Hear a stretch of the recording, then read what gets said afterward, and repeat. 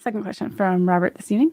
What's the difference between connection and compatibility? I had a friend that told me these are two different things. Also, does intimacy mean connection? So connection was kind of what we were talking about with attachment, right? Whereas like there's this bond, this relationship, and it applies a certain level of intimacy. And intimacy is kind of that ability to draw close with someone, to open your heart up to them so that you really get to know them. And it really is kind of biblical language. To know somebody is suggesting intimacy. And if you haven't opened your heart to somebody, you haven't gotten to really know how they think, they feel, what their cares, their concerns, their dreams, then again, do you really know that person? Are you really intimate? And then of course you could bring in sexuality into there, but that's not necessarily what intimacy always means. Mm-hmm.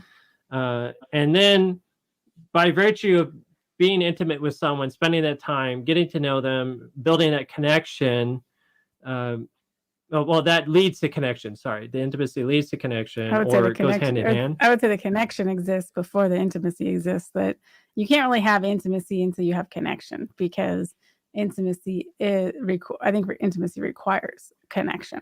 But compatibility is very different from both connection and intimacy, because there are plenty of people who have connection and have intimacy with someone that they're really not compatible with.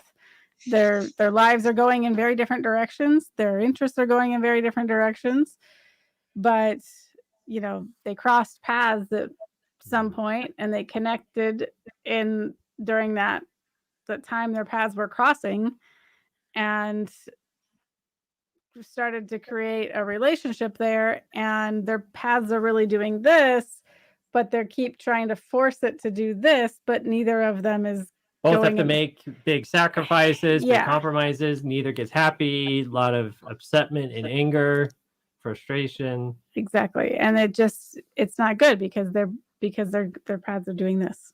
And the big example of compatibility spoken of in the Bible might be someone who's a believer versus someone who's not. And then the Bible's going to say you're going to be unequally yoked. Mm-hmm. And so one of you is going to feel like you're carrying more burdens than the other, or the other one's always getting in the way, you're always losing out. And that just creates a very bad situation, which God doesn't want. God wants compatible marriages. Mm-hmm. And in just any relationship too, there could be compatibility issues. Yep.